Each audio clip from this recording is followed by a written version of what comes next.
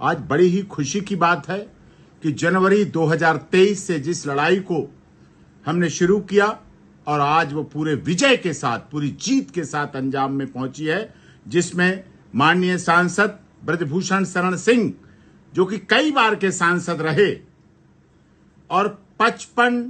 College के माध्यम से उत्तर प्रदेश, मध्य प्रदेश, बिहार जैसे पास के अन्य प्रदेशों के भी छात्रों को छात्राओं को शिक्षा का क्षेत्र में उनको शिक्षा देने के लिए विद्यालयों का और रेसलिंग फेडरेशन के माध्यम से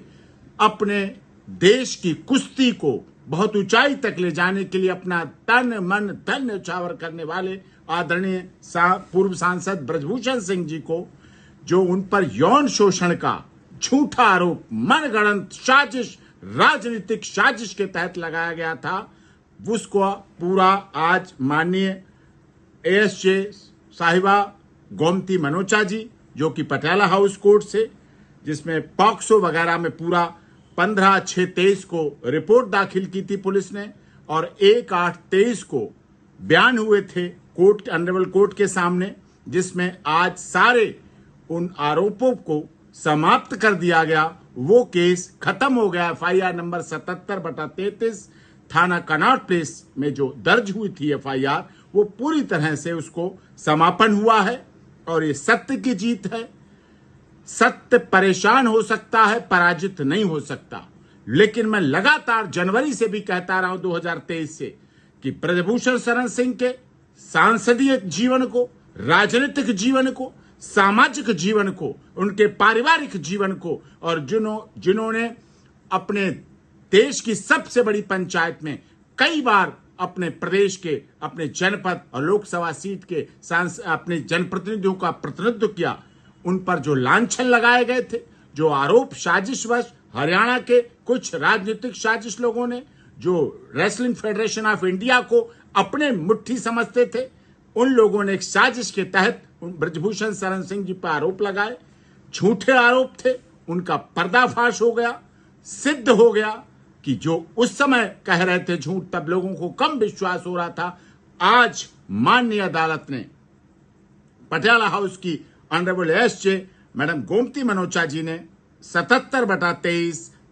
थाना कनॉट प्लेस के केस में समाप्त कर दिया है और वो पूरी तरह से खत्म हो गया है और पूरी तरह से बाइज्जत, जिसे कहते हैं ससम्मान के साथ, पूरी इज्जत के साथ, पूरे गर्व के साथ, पूरे विश्वास के साथ झूठा साबित हुआ कि पॉक्सो के आरोप जो मैं कह रहा था झूठे थे और सिद्ध हो गए। और लगातार पॉक्सो का दुरुपयोग इस देश में हो रहा है। एंटी रेप लॉ का दुरुपयोग हो रहा है, पुरुषों को परेशान करने के लिए, मेंस को प्रताड़ना देने के लिए और पुरुषों को ऐसे झूठे रेप पॉक्सो के षड्यंत्रकारी केसों की वजह से उनकी धन हानि होती है, मान हानि होती है, सामाजिक जीवन उनका खत्म होता है, राजनीतिक जीवन पर भी ग्रहण लग जाता है। ऐसे आरोप लगाकर जो दिखाया जाता है, पूरे उसमें राजनीति हुई। बहुत से राजनीतिक दल के लोग जो बाद में खुद भी जेल गए, लेकिन जंतर मंतर पर उन्होंने उन प्रदर्शनकारियों का साथ देने के लिए, राजनीति करने के लिए आए, जो कि साजिश थी, षड्यंत्र था और आज इसका पर्दाफाश हुआ। सत्य सदैव जीतता है। प्रभु परमात्मा पर भरोसा कभी कम नहीं होता है, क्योंकि संघर्ष करना पड़ता है कि आज जिसने भी संघर्ष हुआ उसका ही उत्कर्ष और संघर्ष का परिणाम अच्छा निकलता है। झूठ का पर्दाफाश होता है, समय जरूर लगता है। उस समय को काटना, कितना ब्रजभूषण जी का परिवार कितना डिप्रेशन में रहा होगा, कितनी मानसिक वेदना को सहा होगा। जिस व्यक्ति ने अपना जीवन समाज के लिए